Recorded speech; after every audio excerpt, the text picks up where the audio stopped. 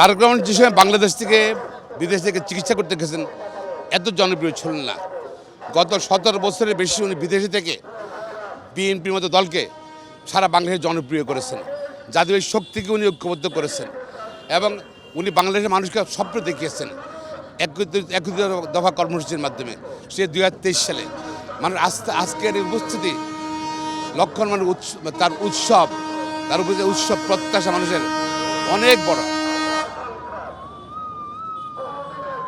তারপর অনেক প্রত্যাশা এবং আজকের উপস্থিতি তাকে সাহস যোগাবে। তার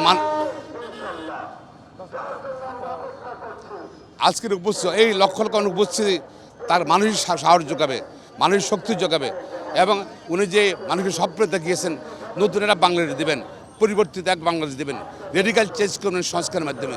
আশা করি জনগণ তারপর আস্থা রেখেছে এবং উনি সেই স্বপ্ন বাস্তবায়ন করতে পারবেন বলে আমি মনে করি।